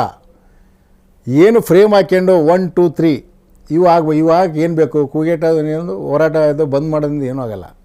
ನಾನು ಆ ಡಿಪಾರ್ಟ್ಮೆಂಟ್ಗೆ ಹೋಗಿ ಏನು ಫೆಸಿಲಿಟಿ ಇದೆ, ಯಾಕೆ ಮಾಡಿಲ್ಲ, ಇಷ್ಟು ಸಮಯ ಚಿಂತನೆ ಮಾಡಿ ಅಂದರೆ ದೇ ವಿಲ್ ಬಿ ಅಲರ್ಟ್ ಆಗಲಿ ಅಂದ್ರೆ ತಾನೇ ಮುಂದೆ ಹೋಗೋದು. ನೀವು ನಾನು ಮಾಡ್ತೀನಿ ಅಂದ್ರೆ ಮುಗಿದೋಯ್ತಲ್ಲ. ತುಂಬ ಜನ ಅಲರ್ಟೇ ಆಗಲ್ಲ ಅಂತ ಅಲರ್ಟ್ ಮಾಡಿಸ್ಬೇಕು ಇನ್ಮೇಲೆ. ಅಲ್ಲ ಅದಕ್ಕೆ ತಾವೇನು ಸಜೆಷನ್ ಕೊಡ್ತೀವಿ ಅಂತ ಸಂಘಟನೆಗಿರ್ಬೋದು? ಸರ್ ಸಂಘಟನೆ ಎಲ್ಲರ ಜೊತೆಗೆ ಸೇರಿ ನಾವು ನಮ್ಮದೊಂದು ಚಿಂತನೆ ಇದೆ, ಆಲ್ರೆಡಿ ನಡೆದಿದೆ. ಒಂದು ದೊಡ್ಡ ಸಂಘಟನೆ ಮಾಡ್ಬೇಕಂತಲೇ ಇದೆ. ಆ ಸಂಘಟನೆ ಮುಖಾಂತರ ನೀವೇನು ಸರ್ಕಾರಿ ಅಧಿಕಾರಿಗಳಾಗಿರ್ಬೋದು, ಇನ್ನಿತರ ಎಲ್ಲರೂ ಯಾರನ್ನ ವ್ಯವಸ್ಥೆ ಆಗಿರ್ಬೋದು, ವ್ಯವಸ್ಥೆಯನ್ನು ಎಚ್ಚರಗೊಳಿಸ್ತಕ್ಕಂಥ ಕೆಲಸಗಳು ನಾವು ಮಾಡ್ತೀವಿ. ಕೊಟ್ರೇಶ್ ಅವರು ಈ ದಾವಣಗೆರೆ ಜಿಲ್ಲೆಯಲ್ಲಿ 2 ಬಣ ಇದ್ದಾವೆ ಅಂತ ಬಿಜೆಪಿಯಲ್ಲಿ, ತಾವು ಯಾವ ಬಣದಲ್ಲಿದ್ದೀರಿ ಅಂತ? ಸರ್ ನಾನು ಯಾವ ಬಣದಲ್ಲಿಲ್ಲ, ಪಕ್ಷ ಬಣದಲ್ಲಿದ್ದೀನಿ. ರೇಣುಕಾಚಾರ್ಯ ಅವರು ಅವರೆಲ್ಲ ಒಂದು ಬಣ ಹೈಕಮಾಂಡ್ಗೆ ಹೋಗುತ್ತೆ. GM ಸಿದ್ದೇಶ್ವರ ಅವ್ರ ಪುತ್ರ ದೆಹಲಿಗೆ ಹೋಗಿ ಕುತ್ಕೊಂತಾರೆ ಟಿಕೆಟ್ ಬೇಕು ಅಂತೇಳಿ. ಕೊಟ್ರೇಶ್ ಅವರು ಸೈಲೆಂಟ್ ಆಗಿ ನಾನೊಬ್ಬ ಆಕಾಂಕ್ಷಿ ಅಂತಂದೇಳಿ ಓಡಾಡ್ತಾ ಇದ್ದಾರೆ. ಸರ್ ರೇಣುಕಾಚಾರ್ಯ ಸಾಹೇಬರು ಅವರು ನಮ್ಮ ನಾಯಕರೇ, ಸಿದ್ದೇಶಣ್ಣವರು ನಾಯಕರೇ, ಮತ್ತು ಎಲ್ಲರೂ ನಾಯಕರೇ. ಅವರು ಪಕ್ಷ ಬಿಟ್ಟೇನು ಹೋಗಲ್ಲ, ಏನೋ ಬೇರೆ ವ್ಯವಸ್ಥೆ ಇರ್ತದೆ. ಪಕ್ಷದಲ್ಲೇನೆ ಭಿನ್ನಮತ ಅಂತ ಬಂದಾಗ ಭಿನ್ನಮತ ಒಂಥರ ಎಲ್ಲೋ ಒಂಥರ ಮುಜುಗರ ಆಗುವಂಥದ್ದು, ಅವರಿಗೆ ಕನ್ಫ್ಯೂಸ್ ಆಗ್ತಾರೆ. ಇವ್ರ ಕಡೆ ಇರೋಣ ಅವ್ರ ಕಡೆ ಇರೋಣ ಅಂತಂದೇಳಿ ಆ ರೀತಿಯಾದ ಒಂದು ಒಡಕು ಬರುತ್ತಾ ಅಂತ ಕಾರ್ಯಕರ್ತರಲ್ಲಿ? ಸರ್ ಎಲ್ಲ ಸರಿ ಹೋಗುತ್ತೆ, ಯಾವುದು ಇದಾಗಲ್ಲ, ಎಲ್ಲ ಎಲ್ಲರೂ ಸರಿ ಹೋಗುತ್ತೆ. ಚುನಾವಣೆಗಿಂತ ಮುಂಚಿತವಾಗಿ ಎಲ್ಲ ಸರಿ ಹೋಗ್ತೀವಿ. ಆಲ್ರೆಡಿ ಸರಿ ಹೋಗಿದೆ ಅಂದ್ಕೊಂಡಿದ್ದೀನಿ ನಾನು. ಇನ್ನೂ ನಮಗೆ ಆ ರೀತಿ ಕಾಣ್ತಿಲ್ಲ ಸರ್ ದಾವಣಗೆರೆ. ಯಾಕಂದ್ರೆ ಸ್ಥಳೀಯರಿಗೆ ಟಿಕೆಟ್ ಕೊಡಬೇಕು ಅಂತಾರೆ. GM ಸಿದ್ದೇಶ್ವರ ಬೇಡ ಅಂತ ಒಂದು ಟೀಮು ಹೋರಾಟ ಮಾಡುತ್ತೆ. GM ಸಿದ್ದೇಶ್ವರ ಪುತ್ರನ ಕೊಡಬೇಕು ಅಂತ ಒಂದು ಹೋರಾಟ ಮಾಡ್ತಾರೆ. ಇನ್ನೂ ಸರಿ ಹೋಗಿಲ್ಲ ಅಂತಂದೇಳಿ. ಸರ್ ಮುಂದಿನ ದಿನಗಳಲ್ಲಿ ಎಲ್ಲರೂ ದೊಡ್ಡ ತೀರ್ಮಾನ ಮಾಡ್ತಾರೆ. ಅಷ್ಟು ದೊಡ್ಡ ಮಟ್ಟಕ್ಕೆ ಕೇಳೋಂಥ ವ್ಯಕ್ತಿ ನಾನಲ್ಲ ಆ್ಯಕ್ಚುಲಿ. ನಾವೇನದ ಪಕ್ಷದ ಸಿದ್ಧಾಂತದ ಮೇಲೆ ಹೋಗೋರು, ಪಕ್ಷ ಯಾರಿಗೆ ಕೊಡುತ್ತೋ ಅದಕ್ಕೆ ನಾವು ದುಡಿಯೋರು ಅಷ್ಟೇ. ಈಗ ಒಂದು ವೇಳೆ ಈ ಬಾರಿ ತಮಗೆ ಟಿಕೆಟ್ ಸಿಗದೆ ಹೋದರೆ ಮತ್ತೆ ನಿರಂತರವಾಗಿ ಪ್ರಯತ್ನ ಇರುತ್ತೋ ಅಥವಾ ತಾವು ಪಕ್ಷದಲ್ಲಿ ಇದ್ಕೊಂಡು ಬೇರೆ ಜವಾಬ್ದಾರಿ ತೆಗೆದುಕೊಂಡು ಪಕ್ಷನ ಬೇರೆ ರೀತಿ ಮುನ್ನಡೆಸ್ಕೊಂಡು ಹೋಗ್ತೀರಾ? ಸರ್, ಪ್ರತಿ ಟೈಮಲ್ಲೂ ಒಂದು ಆಕಾಂಕ್ಷೆ ಆಗ್ತೀವಿ ಅಷ್ಟೇ. ನಾವು ಕೊಟ್ಟರೆ ಕೊಟ್ಟರೆ ಕೆಲಸ ಮಾಡ್ತೀವಿ, ಇಲ್ಲ ಪಕ್ಷದ ಕೆಲಸ. ಕಾರ್ಯಕರ್ತರಿಲ್ಲ, ಸ್ನೇಹಿತರು ಪಾಪ ದುಡ್ದಿಲ್ವಾ, ಏನು ಇಲ್ದಲ್ಲ ಕುಂತಾರಲ್ಲ ಭಾಳ ಜನ 40 ವರ್ಷಗಟ್ಟಲೆ, ಅವ್ರ ಜೊತೆ ಕೆಲಸ ಮಾಡ್ತೀವಿ. ಇದರಿಂದ ನಮಗೇನು ಏನು ಆಗ್ಬೇಕಂತ ಏನಿಲ್ಲ. ನಮಗೇನಂದರೆ ಏನು ಆಗ್ಬೇಕಂತ ರಾಜಕೀಯದಲ್ಲಿದ್ದು ಸಾಮಾಜಿಕ ಜವಾಬ್ದಾರಿನ ನಿಭಾಯಿಸ್ಬೇಕು ಅಂತ ಹೇಳಿ ಬಂದರು ಅಷ್ಟೇ ನಾವು. ಈಗ ಹೊಸದಾಗಿ ರಾಜಕಾರಣಕ್ಕೆ ಬರೋಂಥ ಯುವಕರಿಗೆ ಏನು ಹೇಳ್ತೀರಿ ಸರ್? ಯಾಕಂದರೆ ಈಗ ನಾನು ನಾವೇ ಮಾತಾಡೋದು ಹೇಳಿದೆ ನಿಮಗೆ, ಹಣ, ಅಧಿಕಾರ, ವಂಶ ಪರಂಪರೆ ರಾಜಕಾರಣ ಇವೆಲ್ಲವೂ ಬೇಕು, ಹೊಸಬ್ರಿಗೆ ಇರೋದಿಲ್ಲ. ಅದು ತಮ್ಮ ಕೂಡ ಬಹುಶಃ ಇಲ್ಲ ಅನ್ಕೊಂತೀನಿ. ಸತ್ಯ. ಯಾವ ರೀತಿ ಕಷ್ಟ ಇರುತ್ತೆ ಅದನ್ನೇಳಿ ಬರುವಾಗ? ಸರ್, ನಾನು ಹೇಳೋದು, ನಾನು ರಾಜಕೀಯಕ್ಕೆ ಆಯ್ಕೆ ಮಾಡ್ಕೊಂತೀನಿ ಹೊಸ ಹುಡುಗರಿಗೆ ಬರೋರಿಗೆ ಅವ್ರ ಮೈಂಡ್ಸೆಟ್ ಏನಿರಬೇಕು, ಸಾಮಾಜಿಕ ಸಿದ್ಧಾಂತಗಳನ್ನು ಅವರು ಮನನ ಮಾಡ್ಕೋಬೇಕು, ಬುದ್ಧ, ಬಸವ, ಅಂಬೇಡ್ಕರ್ ತತ್ವಗಳನ್ನು ಅನುಸರಿಸೋದು ಕಲಿಬೇಕು ಅವರು. ಇದರೆಲ್ಲರ ಜೊತೆಗೆ ಹೋರಾಟದಲ್ಲಿ ಮನುಷ್ಯ ಕಾಣಬೇಕು. ಯಾವಾಗಲೂ ಯಾವುದಕ್ಕೋಸ್ಕರ ಹೋರಾಟ ಮಾಡ್ತಾಯಿದ್ವಿ ಆ ಕಾರಣ ಗೊತ್ತಿರಬೇಕು. ಏನು ಗೊತ್ತಿಲ್ಲದಲ್ಲ ಹೋರಾಟಕ್ಕೆ ದುಮ್ತಾನೋ ಒಂದು ಶೂನ್ಯ ಆಗ್ತಾನೆ ಅವನು. ನಮ್ಮ ವಿಷನ್ ನಮಗೆ ಕ್ಲಿಯರ್ ಇರಬೇಕು. ದಾರಿ ತೋರಿಸ್ತಾನೆ ಇರ್ತಾರೆ. ವಿಷನ್ ಇದ್ದರೆ ಆಯಿತು. ವಿಷನ್ ಇದ್ದರೆ ಎಲ್ಲಾದರೂ ಒಂದು ಕಡೆ ಎಳ್ಕೊಂಡು ಹೋಗಲೇಬೇಕು, ಹೋಗುತ್ತೆ. ತಮ್ಮ ವಿಷನ್ ಏನು ಸರ್? ಸರ್, ನನ್ನ ವಿಷನ್ ಅಂದರೆ ಪಕ್ಷವನ್ನು ಗೆಲ್ಲಿಸ್ಬೇಕು. ಯಾರೇ ವ್ಯಕ್ತಿಗಳಾದರೂ ಕೂಡ ಪಕ್ಷವನ್ನು ನೋಡ್ತೀವಿ, ಪಕ್ಷದ ಜೊತೆಗೆ ನಮ್ಮ ಮೋದಿ ಸಾಹೇಬರು ನಾವು ನೋಡ್ತೀವಿ. ಆ ಒಂದು ಕೆಲಸಗಳು ನಾವು ಮಾಡ್ತೀವಿ. ಈಗ ಬಂದೇ ರಾಮ ಮಂದಿರ ಆಯಿತು, ನೆಕ್ಸ್ಟ್ ಜ್ಞಾನ ವ್ಯಾಪ್ತಿ, ಆ ರೀತಿ ಬೇರೆ ಬೇರೆ ವಿಚಾರಗಳಿದ್ದಾವೆ. ಆ ಎಲ್ಲ ವಿಚಾರಗಳು ಕೂಡ ಈ ಎಲೆಕ್ಷನ್ ಏನಾರ ಪ್ಲಸ್ ಪಾಯಿಂಟ್ ಆಗುತ್ತಾ? ಸರ್, ರಾಮ ದೊಡ್ಡ ಮಹಾನ್ ವ್ಯಕ್ತಿ, ಮಹಾನ್ ಸಂತ. ಅದು ಒಂದು ಪ್ಲಸ್ ಪಾಯಿಂಟ್ ಆದರೂ ಆಗ್ಬೋದು. ಬಟ್ ಆದರೆ ಮೋದಿಯವರು ಆಲ್ರೆಡಿ ಪ್ಲಸ್ ಪಾಯಿಂಟ್ ಮಾಡಿ ಇಟ್ಬಿಟ್ರೆ ನಮಗೆ ಆಲ್ರೆಡಿ. ಏನು ಪ್ಲಸ್ ಪಾಯಿಂಟ್ ಮಾಡಿದ್ದಾರೆ? ಅನೇಕ ಕಾರ್ಯಕ್ರಮಗಳು ಅದಾವಲ್ಲ, ನಿಮಗೆ ಗೊತ್ತಿದೆ, ಬಿಡುಗಡೆ ಮಾಡ್ತಿರ್ತಾರೆ ಪ್ರತಿಯೊಂದು ಟೈಮಲ್ಲಿ. ನಿಮ್ಮ ಮಾಧ್ಯಮದವ್ರಿಗೆ ಗೊತ್ತಿಲ್ಲದು ಇನ್ಯಾವುದೈತೆ ಹೇಳ್ರಿ. ಹಂಗಲ್ಲ, ತುಂಬ ಜನ ಏನಂತಾರೆ, ಮೋದಿಯವರು ಸುಮ್ಮನೆ ಪೇಪರಲ್ಲಿ ಬಿಡುಗಡೆ ಮಾಡ್ತಾರೆ, ನಿರುದ್ಯೋಗ ಹೋಗಿಲ್ಲ, ಆ ರೀತಿ. ಸರ್, ನಾನು ಹೇಳ್ತೀನಿ ಸರ್, ಪೇಪರಲ್ಲಿ ಬಿಡುಗಡೆ ಮಾಡಿದಾಗ ಇಟ್ಸ್ ಎ ಡಾಕ್ಯುಮೆಂಟೇಷನ್. ನೀವು ನ್ಯಾಯಾಲಯದ ಕ್ವಶನ್ ಮಾಡ್ಬೋದಲ್ಲ. ಅದು ಮಾಡಿಲ್ಲ ಅಂತಂದರೆ ಸುಮ್ಮನೆ ಅವರು ಕೂಡ ವೇಗಾಗಿ ಹೇಳೋಂಥದ್ದಲ್ಲ. ಇದು ಮಾಡಿಲ್ಲ, ಒಂದು ಬುಕ್ಲೆಟ್ ರಿಲೀಸ್ ಮಾಡಿದಂದರೆ ಇಟ್ ಈಸ್ ಅಥೆಂಟಿಕೇಟೆಡ್. ಅದನ್ನು ಕ್ವಶನ್ ಮಾಡಿ ಕೋರ್ಟಲ್ಲಿ whether it's right or wrong ಅಂತ ಹೇಳುತ್ತೆ ಕೋರ್ಟು. ಅದನ್ನು ಯಾವುದು ಹೇಳ್ತಿಲ್ಲ ಅವರು. ಸುಮ್ಮನೆ ಏನು ಗಾಳಿ ಮೇಲೆ ಗುಂಡು ಹೊಡಿತಾರಲ್ಲ ಅಂತಲ್ಲ, ಹಂಗೆ ಹೊಡಿತಿದ್ದಾರೆ ಅವರು. ಈಗ ದಾವಣಗೆರೆ ಲೋಕಸಭಾ ಕ್ಷೇತ್ರಕ್ಕೆ ಏನು ಫ್ರೇಮ್ ವರ್ಕ್ ಮಾಡ್ಕೊಂಡಿದ್ದೀವಿ ತಾವು? ಒಂದು ವೇಳೆ ನಾಳೆ ಟಿಕೆಟ್ ಸಿಕ್ತು, ಅನೌನ್ಸ್ ಆಯಿತು, ಅಥವಾ ಕೊನೆಯ ಕ್ಷಣದಲ್ಲಿ ಅನೌನ್ಸ್ ಆಯಿತು ಟಿಕೆಟು, ಫ್ರೇಮ್ ವರ್ಕ್ ಯಾವ ರೀತಿ ರೆಡಿ ಇದೆ ಸರ್ ನಿಮಗೆ? ಸರ್, ನಮ್ಮದು ಆಲ್ರೆಡಿ ಎಲ್ಲ ತಾಲೂಕಲ್ಲಿ ಕಾರ್ಯಕರ್ತರ ಪಡೆ ಅಲ್ಲಿ ರಚನೆ ಆಗಿದೆ. ಕೊಟ್ರೇಶ್ವರ ಪಡೆನಾ, BJP ಪಡೆನಾ? ಸರ್, BJP ಪಡೆನೇ. ಕೊಟ್ರೇಶ್ ಪಡೆ ಅಂತ ಏನಿರಲ್ಲ, ಎಲ್ಲರೂ BJP. ನಂದು ಇದ್ರೂ ಕೂಡ BJP, ಇನ್ನೊಬ್ರು ಇದ್ರೂ BJPನೇ. ಇಂಡಿವಿಜುವಲ್ ಪಡೆ ಇರೋದೇ ಇಲ್ಲ. ಎಲ್ಲ ಕಾರ್ಯಕರ್ತರ ಪಡೆ ರಚನೆ ಆಗಿದೆ. ನಮ್ಮ ನಾಯಕರು ಎಲ್ಲ ಕೆಲಸ ಕಾರ್ಯಗಳು ಗ್ರೌಂಡ್ ಲೆವೆಲ್ ಕೆಲಸ ಮಾಡ್ತಾನೆ ಇದ್ದಾರೆ. ಅವ್ರು ಏನು ನೋಡ್ತಾರೆ, ಯಾರು ಕ್ಯಾಂಡಿಡೇಟ್ ಆಗ್ತಾರೆ ನೋಡ್ತಿಲ್ಲ. ತಮ್ಮ ಜವಾಬ್ದಾರಿ ಏನೋ, ಈ ಸರ್ತಿ ಮತ್ತೆ ಮೋದಿ ಅವ್ರನ್ನ ಗೆಲ್ಲಿಸ್ಬೇಕಂತೇಳಿ ಒಂದು ದೃಷ್ಟಿಕೋನದಿಂದ ಎಲ್ಲ ಕಡೆ ನಡೀತಿದೆ. ಜಿಲ್ಲೆ ಅದನ್ನು ಸಂಚಾರ ಮಾಡ್ತಿದ್ದಾರೆ. ನಿಮ್ಮ ಪೇಪರ್ನಲ್ಲೂ ಬರ್ತಿದೆ, ಮಾಧ್ಯಮದಲ್ಲಿ ಬರ್ತದೆ. ಅದೇ ಕಾರಣಕ್ಕೆ ತುಂಬ ಜನ ಆಕಾಂಕ್ಷೆಗಳು ಉಟ್ಕೊಂಡಿರೋದು ಅಂತೇಳಿ. ಮೋದಿ ಅವರು ಇದ್ದಾರೆ, ಗೆದ್ದು ಬಿಡ್ತೀವಿ, ಅವ್ರು ಅದೇ ಗೆದ್ದುಬಿಡೋಣ ಅಂತಲ್ಲ, ಒಂದ್ಸಲ ಸಂಸದರಾಗ್ಬಿಡೋಣ ಅಂತೇಳಿ. ಆ ರೀತಿಯನ್ನು ಇಟ್ಕೊಂಡಿರಲ್ಲ. ಅವ್ರಿಗೆ ಒಂದು ಚಿಂತನೆ ಸಹಜವಾಗಿ ಎಲ್ಲರಿಗೂ ಇದ್ದೇ ಇರುತ್ತೆ. ಯಾಕಂದರೆ ಕಳೆದ 3 ಚುನಾವಣೆಯಲ್ಲೂ ಕೂಡ, 4 ಚುನಾವಣೆಯಲ್ಲೂ ಕೂಡ BJPಯಲ್ಲಿ ಆಕಾಂಕ್ಷಿತರು 0 ಒಂದು ಲೆಕ್ಕಕ್ಕೆ. ಈ ಬಾರಿನೇ 4-5 ಜನರ ಹೆಸರು ಕೇಳಬಾರ್ದು. ಕೊಟ್ರೇಶ್ವರ ಇರ್ಬೋದು, ಡಾಕ್ಟರ್ ರವಿಕುಮಾರ್, ರೇಣುಕಾಚಾರ್ಯ, ಸುಮಾರು ಜನ ನಾವು ಕೂಡ ಆಕಾಂಕ್ಷಿತರು ಅಂತೇಳಿ. ಎಲ್ಲ ಒಂದು ಕಡೆ ಈ ಬಾರಿ ಮೋದಿಯವರ ಅಲೆಯಲ್ಲಿ ನಾವೊಂದ್ಸಲ ಗೆದ್ದು ಸಂಸದರಾಗ್ಬಿಡೋಣ, ಡೆಲ್ಲಿಗೆ ಹೋಗ್ಸಲ ನಾವೊಂದ್ಸಲ ಡೆಲ್ಲಿಗೆ ಹೋಗ್ಬಿಡೋಣ ಅನ್ನೋ ಒಂದು ಕಲ್ಪನೆ ಇದ್ದಾರೆ ಅಂತಂದೇಳಿ. ಸರ್, ಮೋದಿಯವರಲ್ಲಿ ಇದೇ ಫಸ್ಟಾ? Last time ಇರಲ್ವಾ? ಅಲ್ಲ, ಅದಕ್ಕಿಂತ ಮುಂಚೆ ಇರಲ್ವಾ? ಇರುತ್ತಾ ಗೊತ್ತಿಲ್ಲ. ಈ ಎಲ್ಲ ಗೆದ್ಬಿಡೋಣ ಅಂತಂದೇಳಿ ಆ ರೀತಿಯೇ ಇಲ್ಲ. ಅವ್ರಿಗೇನೋ ಅಪೇಕ್ಷೆ ಪಟ್ಟಿದ್ದಾರೆ, ನಾನೊಬ್ಬ ಯಾಕೆ MP ಆಗಬಾರ್ದು, ಕೆಲಸಗಳು ಮಾಡ್ಬೋದು. ಅವ್ರವ್ರು ಕನಸಿಟ್ಕೊಂಡಿರ್ತಾರೆ ಸಹಜವಾಗಿ. ನಾವು ಅವ್ರನ್ನ ಕನಸಿಗೆ ಯಾಕೆ ನಾವು ಕಲ್ಲು ಹಾಕ್ಬೋದು? ಎಲ್ಲರೂ ಕೂಡ ಅವರ ಆಕಾಂಕ್ಷಿ, ನಾವು ಆಕಾಂಕ್ಷಿ, ಇನ್ನೊಬ್ಬರ ಆಕಾಂಕ್ಷಿ. ಪಕ್ಷ ಟಿಕೆಟ್ ಕೊಟ್ಟ ತಕ್ಷಣ ಎಲ್ಲರೂ ಕಾರ್ಯಕರ್ತರು. ರಾಜಕಾರಣಕ್ಕೆ ವಿಟಮಿನ್ M ಬೇಕು ಅಂತಾರೆ, ಇದೆಯಾ ಸರ್ ನಿಮ್ಮ ಹತ್ರ? ವಿಟಮಿನ್ M ಯಾವ್ದಕ್ಕೆ ಬೇಕಂತ ನನಗೆ. ರಾಜಕಾರಣದಲ್ಲಿ ದುಡ್ಡಿಲ್ಲ ಅಂದರೆ ರಾಜಕಾರಣ ಸರ್, ಕೋಟ ಶ್ರೀನಿವಾಸ ಪೂಜಾರಿ ಏನು ದುಡ್ಡು ಚೆಲ್ಲಿ ಗೆದ್ರ? ಹಂಗೆ ಇದು ದುಡ್ಡು ಹಾಕಿ ಗೆದ್ರ, ದುಡ್ಡು ಇಲ್ಲಲ್ಲಿ ಗೆದ್ರ ಅವರು. ₹1 ಖರ್ಚು ಮಾಡಿರ್ತಕ್ಕಂಥ ಗುರುರಾಜ್ ಗಂಟಿವಾಡಿ, ಪೂಜಾರಿ ಇರ್ಬೋದು, ಒಂದಿಬ್ರು ಆ ರೀತಿ ಬೆಳವಣಿಗೆ ಇರ್ಬೋದು. ಉಳಿದಂತೆ ದುಡ್ಡಿಂದಲೇ ರಾಜಕಾರಣ ನಡೆಯುತ್ತೆ. ಸರ್, ವ್ಯಕ್ತಿ ಯಾವ ರೀತಿಯಾಗಿ ಟೀಮ್ ರಚನೆ ಮಾಡಿ ಮನೆ ಮುಟ್ತಾನೋ ಅದ್ರ ಮೇಲೆ ಅವನ ವರ್ಚಸ್ಸು ಡೆವಲಪ್ ಆಗುತ್ತೆ. ಲೋಕಸಭಾ ಕ್ಷೇತ್ರ ತುಂಬ ದೊಡ್ಡ ವ್ಯಾಪ್ತಿ ಸರ್. ಇದರಲ್ಲಿ ಯಾವುದೇ ಸಂಸದ ಅಭ್ಯರ್ಥಿ ಆದರೂ ಕೂಡ, GM ಸಿದ್ದೇಶ್ವರ ಆದರೂ ಕೂಡ, ತಾವಾದರೂ ಯಾರೇ ಆದರೂ ಕೂಡ ಮನೆ ಮನೆಗೂ ತಲುಪಲಿಕ್ಕೆ ಆಗಲ್ಲ. ಇದು ಅಂತಹ ಕ್ಷೇತ್ರ ಲೋಕಸಭಾ ಕ್ಷೇತ್ರ ಅಂದರೆ ತುಂಬ ಕಡಿಮೆ ಸಮಯ. ಯಾವ ರೀತಿ ತಾವು ಮನೆ ಮನೆಗೆ ರೀಚ್ ಆಗ್ತೀರಿ ಒಂದು ವೇಳೆ ಟಿಕೆಟ್ ಸಿಕ್ಕಿದ್ದೇ ಆದರೆ? ಸರ್, ಟಿಕೆಟ್ ಸಿಕ್ಕಿದ್ದೆ ಆದಂದರೆ ಆಲ್ಮೋಸ್ಟ್ ಎಲ್ಲ ವಿಲೇಜ್ನೂ ಸಂಪರ್ಕ ಮಾಡ್ತೀವಿ. ಅಲ್ಲ, ಸಾಧ್ಯನಾ ಅಂತಂದೇಳಿ? ಸಾಧ್ಯನೇ.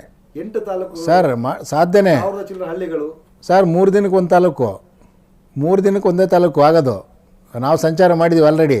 ಒಂದು ದಿನಕ್ಕೆ ಮಿನಿಮಮ್ ಕಡಿಮೆ ಅಂದರೆ 32-35 ವಿಲೇಜ್ ಟಚ್ ಮಾಡ್ತೀವಿ ನಾವು. ಅಲ್ಲ, ಸುಮ್ಮನೆ ಕಾರಲ್ಲಿ ಹಿಂಗೆ ಹೋಗ್ಬಾರ್ದು. ಕಾರಲ್ಲಿ ಏನು ಹೋಗಲ್ಲ ಸಂಪರ್ಕ ಸರ್, ಆ ರೀತಿ ಏನಿಲ್ಲ. ಮನೆ ಸಂಪರ್ಕ ಮಾಡೇ ಹೋಗೋದು. ಸಭೆಗಳು ಸೇರ್ತೀವಿ ಅಲ್ಲೇ ಹಳ್ಳಿಯಲ್ಲಿ. ಸಭೆಗಳು 3-4 ಕಡೆ ಸಭೆ ಸೇರಿದ್ರೆ ಮುಗೀತು. ಹಳ್ಳಿಯಲ್ಲಿ ಕೂಡ ಎಲ್ಲರೂ ಸೇರ್ತಾರೆ, ಮಾತಾಡ್ತೀವಿ, ಬರ್ತೀವಿ. 32 ಹಳ್ಳಿ ಕವರ್ ಮಾಡ್ತೀವಿ. ಈಗ ಎಷ್ಟು ಹಳ್ಳಿ ರೀಚ್ ಆಗಿದ್ರಿ ಸರ್? ಆಲ್ರೆಡಿ ನಾವು ಒಂದು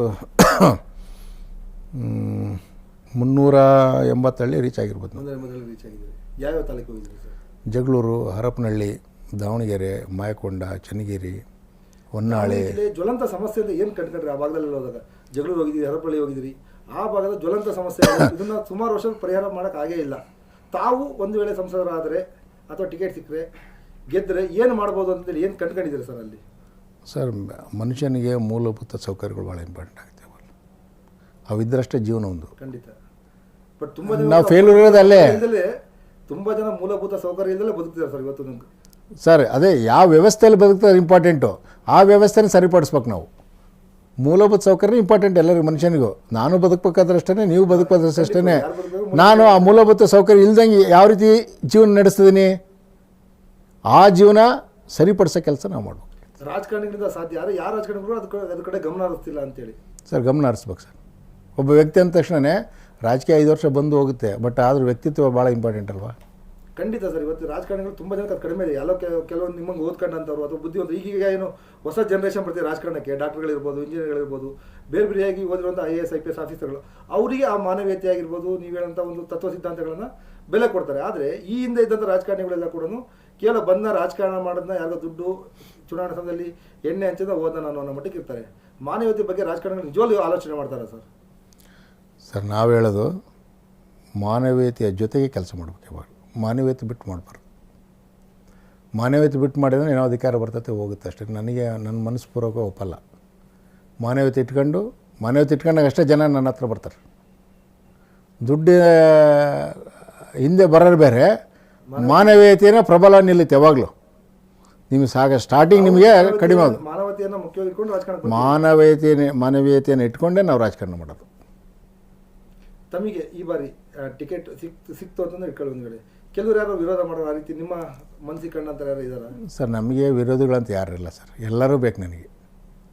ರಾಜಕಾರಣದಲ್ಲಿ ಯಾರು ಕೂಡ ಶತ್ರುಗಳಲ್ಲಿ ಯಾರು ಮಿತ್ರರಲ್ಲ ಅಂತಾರೆ ಸರ್. ನೋಡೋಕೆ ನಿಮಗೆ ಮಿತ್ರ ಕಂಡ ಕಾಣ್ತಾರೆ, ಅದು ಶತ್ರುಗಳಾಗಿರ್ತಾರೆ. ಶತ್ರುಗಳು ಮಿತ್ರರಾಗ್ತಾರೆ ಸರ್. ಸರ್, ನಾನು ಎಲ್ಲರಿಗೂ ಒಳ್ಳೇದನ್ನೇ ಬಯಸ್ತೀನಿ. ಶತ್ರುಗಳು ಒಳ್ಳೇದನ್ನು ಬಯಸ್ತೀರಿ? ಶತ್ರುಗಳಿಗೂ ಒಳ್ಳೇದೇ ಬಯಸ್ತೀನಿ, ಮಿತ್ರರಿಗೂ ಒಳ್ಳೇದೇ ಬಯಸ್ತೀನಿ. ನಮ್ಮ ಶತ್ರುಗಳು ಯಾರು ಅಂತೂ ಇಲ್ಲ, ಎಲ್ಲರೂ ಮಿತ್ರರು ಅಂದ್ಕೊಂಡು ನಾವು ಪಕ್ಷ ಮುನ್ನಡೆಸ್ಕೊಂಡು ಹೋಗೋರು ಅಷ್ಟೇ. ಇಲ್ಲಿ ದಾವಣಗೆರೆ ಜಿಲ್ಲೆಗೆ ಏನು ಪ್ರಮುಖವಾಗಿ ಆಗಬೇಕಿರೋಂಥದ್ದು ಸರ್? ಸರ್, ಪ್ರಮುಖವಾಗಿ ನಮಗೆ ಹಾಕಿರೋದು ಭದ್ರಾ ನೀರಿಂದ ನಮ್ಮ ಕೆಳಭಾಗಕ್ಕೆ ನೀರು ಬರ್ತಾಯಿಲ್ಲ. ರೈತರು ಭಾಳ ಸಂಕಷ್ಟದಲ್ಲಿದ್ದಾರೆ. ಈಗಂತೂ ಬೋರ್ವೆಲ್ಲೆಲ್ಲ ಫೇಲ್ಯೂರ್ ಆಗ್ತದೆ. ನಿಜವಲ್ಲ, ಅವ್ರಿಗೆ ನನಗೆ ಶೋಚನೀಯ ಅನಿಸ್ತೈತಿ. ನಾವು ಮಾರ್ಚ್ ಏಪ್ರಿಲ್ ಹೆಂಗಪ್ಪ ಅನ್ನಿಸ್ತದೆ ನಮಗೆ. ಈಗ ಅಡಿಕೆ ಆಗಿರ್ಬೋದು, ಮತ್ತು ಬೇರೆ ಬೇರೆ ಯಾವುದನ್ನ ಬೆಳೀಲಿ, ದ್ವಿದಳ ಧಾನ್ಯ ಬೆಳೀಲಿ, ಆ ರಾಗಿ ಯಾವುದನ್ನು ಬೆಳೀಲಿ, ಅವ್ರಿಗೆ ಕಷ್ಟ ಇದೆ. ಫಸ್ಟು ಅದು ಭದ್ರಾ ನಾಲೆ ನೀರು ನಮ್ಮ ಕೆಳಭಾಗಕ್ಕೆ ಬರಬೇಕು. ಒಂದು 18ರಿಂದ 20 ದಿನ ಹರಿಬೇಕು. ಅದನ್ನು ಮಾಡಬೇಕಂತಂದರೆ ಇಲ್ಲಿ ಈ ಭಾಗದ ಒಬ್ಬ ರೈತ ನಾಯಕ, ರೈತರ ಬಗ್ಗೆ ಕಾಳಜಿ ಇರ್ತಕ್ಕಂಥ ವ್ಯಕ್ತಿ, ನೀರಾವರಿ ಬಗ್ಗೆ ಜ್ಞಾನ ಇರ್ತಕ್ಕಂಥ ವ್ಯಕ್ತಿ ಅಧ್ಯಕ್ಷರಾಗಬೇಕು. ನಮ್ಮ ರೆಪ್ರೆಸೆಂಟ್ ಮಾಡಬೇಕು. ಯಾರೋ MLA MP ಆಗಬಾರ್ದು. ಯಾರಿದ್ದಾರೆ ಸರ್? ಸರ್, ಯಾರಾದ್ರು ಇದ್ದೇ ಇರ್ತಾರೆ ಸಹಜವಾಗಿ. ಯಾರೋ ಇದ್ದ 100%. ಸರ್, ನಾವು ಕಂಡು ಭಾಳ ಜನ ಇದ್ದಾರೆ. ಹೆಸರೇನು ಹೇಳೋದು ಬೇಡ. ಒಬ್ರಿಗೆ ಹೇಳಿದ್ರೆ ಒಬ್ರಿಗೆ ಸಿಟ್ಟಾಗುತ್ತೆ. ಅದೇ ಹೆಸರು ಹೇಳೋದು ಬೇಡ. ಒಳ್ಳೆ ವ್ಯಕ್ತಿಗಳನ್ನು ಸರ್, ಅವ್ರಿಗೆ ಅವ್ರನ್ನ ಪುಷ್ಟಿ ತುಂಬಬೇಕು. ಸ್ವಲ್ಪ ಬಲ ತುಂಬಿದ್ರೆ ಬರ್ತಾರೆ. ಭಾಳ ಬುದ್ಧಿವಂತರು ಇದ್ದಾರೆ. ನಾವು ಹಂಗೆ ನೋಡ್ಕೊಂಡು ನಾವು 0 ಅದೀವಿ ಅವ್ರನ್ನ ಕಂಪೇರ್ ಮಾಡಿ ಅಂದರೆ. ತುಂಬ ಕೆಲಸ ಆಗ್ತಿಲ್ಲ ಅಂತೇಳಿ ಬಲ ತುಂಬಿಸೋದು ಸರ್. ಸಹಜ ಬಲ ತುಂಬಿಸಿದ್ರೆ ಬಂದೇ ಬರ್ತಾರೆ ಅವರು. ಹಂಗಂದ ತಕ್ಷಣ ಜೋಶ ಬರ್ತಾರೆ ಖುಷಿಯಿಂದ. ಆಮೇಲೆ ಸ್ಟ್ಯಾಟಿಸ್ಟಿಕ್ಸ್ ಹೇಳ್ತಾರೆ ಅವರು. ಅವ್ರ ಸ್ಟ್ಯಾಟಿಸ್ಟಿಕ್ಸ್ ಹೇಳೋದು ನೋಡ್ಬಿಟ್ರೆ ನಾನು ಅಲ್ಲ ತುಂಬಾ ಬುದ್ಧಿವಂತ ಅದಾರೆ. ರಾಜಕಾರಣಿಗಳಿಗಿಂತ ತುಂಬಾ ಬುದ್ಧಿವಂತ ರೈತರಿದ್ದಾರೆ. ರೈತರು ನಿಮಗೆ ಭದ್ರಾ ನಾಲೆಯಲ್ಲಿ ಎಷ್ಟು ನೀರು ನಿಲ್ಲುತ್ತೆ, ಎಷ್ಟು ನೀರು ಬರುತ್ತೆ, ಹೌದು. ಟೈಲ್ ಎಂಡಿಗೆ ಎಷ್ಟು ಯಾವಾಗ ಮುಟ್ಟುತ್ತೆ, ಪ್ರತಿಯೊಂದು ತುಂಬಾ ವೈಜ್ಞಾನಿಕವಾಗಿ ಹೇಳ್ತಾರೆ. ಆದ್ರೆ ಅಧಿಕಾರಿಗಳು ಅವರಿಗೆ ಸ್ಪಂದಿಸ್ತಾ ಇಲ್ಲ. ಸರ್, ನಾವು ಕೂಡ ಈಗ ರೈತರಿಂದ ಹೋರಾಟದಲ್ಲಿ ನಾವು ಕೂಡ ಭಾಗಿಯಾಗಿರೋದ್ರಿಂದ ನಾವು ಕೂಡ ಚರ್ಚೆ ಮಾಡಿದ್ವಿ ಅನೇಕ ಎಕ್ಸಿಕ್ಯೂಟಿವ್ ಇಂಜಿನಿಯರ್ ಹತ್ರ. ಎಲ್ಲೆಲ್ಲಿ ಲೂಪಲ್ಸ್ ಅನ್ನೋದು ಮನೆಗಂಡು ಕ್ಲೀನಾಗಿ ಹೇಳೇ ಬಂದೆ. ಯಾಕಂದ್ರೆ ನಾನು ಅಧಿಕಾರಿ ಆಗಿರೋದು ಅವ್ರಿಗೆ ಹೇಳಿದೆ, ನೀವು ಗಲಾಟೆ ಮಾಡಿಸ್ಕೊಳ್ಳೋದು, ರೈತರಿಂದ ಬೈಸ್ಕೊಳ್ಳೋದು, ಕಲ್ಲು ಹೊಡಿಸ್ಕೊಳ್ಳೋದು ಹೇಳೋದು ಬೇಡ. ವ್ಯವಸ್ಥೆ ಏನು ಮಾಡಬೇಕು, ಇಷ್ಟಿಲ್ಲೇ ಫ್ರೇಮ್ ಇದೆ ನಿಮ್ಮದು, ಎಲ್ಲಿ ನಿಮಗೆ ಪೋಲ ಆಗುತ್ತೆ ಅಂತೇಳಿ ನಿಮ್ಮ ಚೌಡಿಗಳು ಅದಾರೆ, ಜೂನಿಯರ್ ಇಂಜಿನಿಯರ್ಸ್ ಅದಾರೆ, ಇವ್ರನ್ನ ಕರೆದು ದಯವಿಟ್ಟು ಮೀಟಿಂಗ್ ಮಾಡಿ ನಂತರ ದಿನದಲ್ಲಿ ಕಷ್ಟ ಆಗುತ್ತೆ ಅಂತ ಹೇಳ್ತೀವಿ. ಸರ್ ಇಲ್ಲ, ನಾವು ಮೀಟಿಂಗ ಮಾಡ್ತೀವಿ, ಎಲ್ಲಿ ಪ್ರಾಬ್ಲಮ್ ಇದೆಯೋ ಅದೇ ಊರಲ್ಲಿ ನಾವು ಮೀಟಿಂಗ್ ಮಾಡ್ತೀವಿ ಅಂತ ಮೊನ್ನೆ ಹೇಳಿದ್ರು ಎಕ್ಸಿಕ್ಯೂಟಿವ್ ಇಂಜಿನಿಯರ್. ಮೋಸ್ಟ್ಲಿ ಮೀಟಿಂಗು ಮಾಡಿ ಅದನ್ನು ಸರಿಪಡಿಸ್ಬೋದು ಮುಂದಿನ ದಿನಗಳಲ್ಲಿ. ಯಾಕಂದರೆ ಆಲ್ ಆಫ್ ಎ ಸಡನ್ ಆಗಲ್ಲ ಇದು. ಇವೆಲ್ಲ ಪ್ಲಗ್ ಮಾಡ್ಕೊಂಬರ್ಬೇಕು, ಹೋಲ್ಗಳನ್ನ ಪ್ಲಗ್ ಮಾಡೋಕ್ಕೆ ಅಂದರೆ ಕೆಲಸ ಮಾಡ್ತಾರೆ. ಅಧಿಕಾರಿಗಳು ಕೂಡ ಬುದ್ಧಿವಂತರೆ, ನೀಟಾಗಿ ಅವ್ರಿಗೆ ಹೇಳಿದಂದ್ರೆ ಕೆಲಸ ಮಾಡ್ತಾರೆ, ಎದುರಿಸಿದ ಕೆಲಸ ಮಾಡೋದು ಕಷ್ಟ. ಸೊ ರಾಜಕಾರಣಿಗಳು ಎದುರಿಸಿ ಹೇಳ್ತಾರೆ, ಹಂಗೆ ಕೆಲಸ ಮಾಡೋ ಅಧಿಕಾರಿಗಳು ಅಂತ. ಅಂದರೆ ಏನು ಸುಮ್ಮನೆ ಏನೋ ಮಾಡಿಬಿಟ್ರೆ ಏನಾಗ್ಬಿಡುತ್ತೆ ಅಂತ ಭಯ ಬಂದುಬಿಟ್ರೆ ಕಷ್ಟ ಅವ್ರಿಗೆ. ಸರ್ ನನಗೊಂದು ನನಗೆ ಯಾಕೆ ಬೇಕಪ್ಪ ಅನಿಸ್ಬಿಡುತ್ತೆ ಅದು, ಹಂಗಂತಾರೆ ಅವರು. ಒಂದು ತುಂಬ ದೊಡ್ಡ ಪ್ರಶ್ನೆ ಏನಂದರೆ ಸರ್, ನನಗೆ ನೀವು ಅಧಿಕಾರಿಯಾಗಿದ್ದ, ಸರ್ಕಾರಿ ಸೇವೆಯಲ್ಲಿದ್ದರೆ, ಸಾರ್ವಜನಿಕ ಸೇವೆಯಲ್ಲಿದ್ದರೆ, ಹಾಗಾಗಿ ತುಂಬ ಜನ ರಾಜಕಾರಣಿಗಳು ಅಧಿಕಾರಿಗಳ ಮೇಲೆ ಇಂಪೋಸನ್ನು ಮಾಡ್ತಾರೆ. ಅಂದರೆ ನಾನು ಹೇಳಿದ ಕೆಲಸ ಆಗಬೇಕು, ಹಾಗಾದ್ರೆ ನಾನು ಎತ್ತಂಗಡಿ ಮಾಡ್ತೀನಿ, ಅಥವಾ ನಿಮ್ಮನ್ನು ಬೇರೆ ಕಡೆ ಎಲ್ಲೋ ಡಿಮೋಷನ್ ಮಾಡುವಂಥದ್ದು, ಆ ರೀತಿಯಾಗಿ ಕೆಲಸಗಳು ಜಾಸ್ತಿ ಆಗ್ತವೆ. ಮತ್ತು ನೀವು ಎಲ್ಲೇ ಹೋಗ್ಬೇಕಾದ್ರೆ ಒಂದು ಮಿನಿಟ್ ತಗೊಬೇಕು ಅಂತೇಳಿ. ಈ ರಾಜಕಾರಣದಲ್ಲಿರುವಂಥ ದೊಡ್ಡ ಅವ್ಯವಸ್ಥೆ ಏನು ಅಂತಂದರೆ, ನೀವು ಒಂದು ಸಣ್ಣ ಪೋಸ್ಟಿಗಾದರೂ ಆ ತಾಲೂಕಿನ ಶಾಸಕರ ಮಿನಿಟನ್ನು ತೆಗೆದುಕೊಳ್ಬೇಕು ಅನ್ನೋಂಥದ್ದು. ಇದು ಸರಿನಾ ಸರ್, ಇದು ಈ ರೀತಿಯಾದ ವ್ಯವಸ್ಥೆ? ಸರ್, ಅದೇ ವಿಚಾರಕ್ಕೆ ನಾನು ಹೇಳ್ತೀನಿ, ಅಧಿಕಾರಿಗಳ ಜೊತೆಗೆ ಇಟ್ಕೊಂಡೆ ನೀವು ಕೆಲಸ ಮಾಡೋಕ್ಕಾಗತ್ತೆ. ಅಧಿಕಾರಿ ಕಾನೂನು ಚೌಕಟ್ಟು ಬಿಟ್ಟು ಮಾಡೋಕ್ಕಾಗಲ್ಲ. ಕಾನೂನು ಚೌಕಟ್ಟು ಬಿಟ್ಟು ಮಾಡಿದ್ರೆ ಅವ್ನು ಜೈಲು ಸೇರ್ತಾನೆ. ಅಲ್ಲ, ಬಿಡಿಸ್ಕೊಂಬರ್ರಿ ಯಾರು? ಕಾನೂನು ಚೌಕಟ್ಟನ್ನು ಹೊರತುಪಡಿಸಿ ಮಿನಿಟ್ ಹಾಕ್ಸ್ಕೊಳ್ಳುವಂಥದ್ದು. ಯಾರೋ ಒಬ್ಬ ನಿಮಗೆ ಬೇಕಿರೋಂಥ ರಾಜಕಾರಣಿ ನಿಮ್ಮನ್ನು ಒಂದು ಕಡೆ ಡೆಪ್ಯೂಟ್ ಮಾಡಿಸ್ಕೊಂತಾರೆ, ಅಥವಾ ಇನ್ನೊಬ್ಬ ಯಾರೋ ಗ್ರಾಮ ಪಂಚಾಯತಿ ಮೆಂಬರ್ ಹೇಳೋದಂತೇಳಿ ಪಿ ಡಿ ಒನ ಹಾಕಿಸ್ಕೊಂತಾರೆ. ಆ ರೀತಿ ಅವರವರಿಗೆ ಬೇಕಾದಂಥ ಅವರ ಜಾತಿಯವರಾಗಿರ್ಬೋದು ಅಥವಾ ಅವ್ರ ಊರಿನವರಾಗಿರ್ಬೋದು, ಅದೇ ಅಧಿಕಾರಿಗಳನ್ನ ಆಯಕಟ್ಟಿನ ಸ್ಥಳಕ್ಕೆ ಹಾಕಿಸ್ಕೊಂಡ್ರೆ ಕೆಲಸ ಮಾಡೋಕ್ಕಾಗುತ್ತಾ ಅಂತ. ಸರ್, ಇದನ್ನು ಮುಂದಿನ ದಿನಗಳಲ್ಲಿ ಚಿಂತನೆ ಮಾಡೋಣ. ಅಲ್ಲ, ಯಾಕಂದ್ರೆ ತಾವು ಸರ್ಕಾರಿ ಅಧಿಕಾರಿ ಅಲ್ಲ, ಸರ್ಕಾರಿ ಅಧಿಕಾರಿ ನಾವೇನು ಹೇಳ್ಬೋದು, ಅಧಿಕಾರಿಗಳು ಕಾನೂನು ಫ್ರೇಮಲ್ಲಿ ಮಾತ್ರ ಕೆಲಸ ಮಾಡೋಕ್ಕಾಗತ್ತೆ, ಕಾನೂನು ಫ್ರೇಮ್ ಬಿಟ್ಟು ಕೆಲಸ ಮಾಡೋಕ್ಕಾಗಲ್ಲ. ಮಿನಿಟ್ ಬಗ್ಗೆ ಕೇಳ್ತಿರೋದು. ಆ ಮಿನಿಟ್ ಬಗ್ಗೆ ಅಂದರೆ ಮುಂದಿನ ದಿನಗಳಲ್ಲಿ ಚಿಂತೆ ಮಾಡಿ ಹೇಳ್ತೀನಿ. ಇದು ನಾನು ಇದೇನು ನಡೀತದೆ ನಮಗೆ ಗೊತ್ತಿರಲ್ಲ. ಇದು ಮುಂದಿನ ದಿನಗಳು ಹೇಳ್ತೀನಿ ನಾವು. ಯಾಕಂದರೆ ಇಲ್ಲಿವರೆಗೂ ಯಾರ್ದೋ ಒಂದು ಲೆಟ್ರು ಶಿಫಾರಸ್ ಮೇಲೆ ಎಂದು ನಾನು ಟ್ರಾನ್ಸ್ಫರ್ ಮಾಡ್ಕೊಂಡಿಲ್ಲ, ಯಾರು ₹1 ಕೊಟ್ಟು ಟ್ರಾನ್ಸ್ಫರ್ ಮಾಡ್ಕೊಂಡಿಲ್ಲ. ನಾನು ಕೂಡ ಕರ್ನಾಟಕ ರಾಜ್ಯ ಮಲ್ಯ ಅಂತ ಹೇಳಿ ಆಫೀಸರ್ ಅಸೋಸಿಯೇಷನ್ ಆಗಿ 3 ವರ್ಷ ಸತತ ಅಧ್ಯಕ್ಷರಾಗಿ ಕೆಲಸ ಮಾಡಿದ್ದೀನಿ ನಾನು. ಈ ಮಿನಿಟ್ ಅನ್ನೋ ಪ್ರಶ್ನೆನೇ ಇಲ್ಲ ಮಾತ್ರ. ಕೆಲವರು ಮಾತ್ರ ಅದಕ್ಕೆ ಜೋತ್ ಬಿದ್ದಿದ್ದಾರೆ ಅಂತಂದು ಹೇಳಿ ಬಹುಶಃ ಅವ್ರವ್ರಿಗೆ ಅಧಿಕಾರಿಗಳು ಆಸೆ ಆಮಿಷ ಇದ್ದಾಗ ಅಂಥವೆಲ್ಲ ಆಗ್ತವೆ. ಅವ್ರ ಅಧಿಕಾರಿಗಳು ಇಲ್ಲಪ್ಪ, ಎಲ್ಲೋದ್ರೆ ನಾನು ಕೆಲಸ ಮಾಡ್ತಾನೆ, ಯಾಕೆ ಬರ್ತಿದ್ದು, ಏನು ಬರೋದಿಲ್ಲ ತಾನೇ. ಇಲ್ಲಿ ಹೋದ್ರೆ ಅದೇ ಕೆಲಸ, ಇನ್ನೊಂದು ಅದೇ ಕೆಲಸನೇ. ಅಷ್ಟು ಮೈಂಡ್ ಸೆಟ್ ಮಾಡ್ಕೋಬೇಕು ಅವರು. ನಾವು ಬೇರೆ ಬೇರೆ ಅದಕ್ಕೆ ಜಿಲ್ಲೆಯಲ್ಲಿದ್ವಿ, ಏನಾಗುತ್ತೆ 1 ವರ್ಷಕ್ಕೆ ಟ್ರಾನ್ಸ್ಫರ್ ಮಾಡ್ತಾರೆ, ಮಾಡಲಿ ಬಿಡಿ, ಎಲ್ಲಿ ಹೋಗ್ತೀವಿ ಅಲ್ಲೂ ಹೋಗ್ತೀವಿ. ಕೊನೆಯ ಪ್ರಶ್ನೆ ಸರ್, ಕೊಟ್ರೇಶ್ ಅವರು ನಿವೃತ್ತಿಯನ್ನು ಹೊಂದೋಕ್ಕಿಂತ ಮುಂಚೆ ಹಣವನ್ನು ಮಾಡ್ಕೊಂಡು ಹೊರಗಡೆ ಬಂದರು, ಅಥವಾ ಪ್ರಾಮಾಣಿಕತೆಯಿಂದ ಹೊರಗಡೆ ಬಂದು ಚುನಾವಣೆಗೆ ಹೋಗ್ತಾ ಇದ್ದಾರೆ ಅಂತೇಳಿ? ಸರ್, ಪ್ರಾಮಾಣಿಕತೆ ಕೆಲಸ ಮಾಡಿ ಚುನಾವಣೆಗೆ ಹೋಗ್ತೀನಿ. Thank you sir. Thank you, ಧನ್ಯವಾದಗಳು. Thank you. ಇದಾಗಿತ್ತು ನೇರ ನುಡಿಯ ವಿಶೇಷ ಕಾರ್ಯಕ್ರಮ. ಮುಂದಿನ ಸಂಚಿಕೆಯಲ್ಲಿ ಮತ್ತೊಬ್ಬ ಅತಿಥಿಯ ಜೊತೆಗೆ ನಾನು ನಿಮ್ಮನ್ನು ಸಿಗ್ತಾ ಇರ್ತೀನಿ. ನೋಡ್ತಾ ಇರಿ ಒನ್ ಕನ್ನಡ ನ್ಯೂಸ್.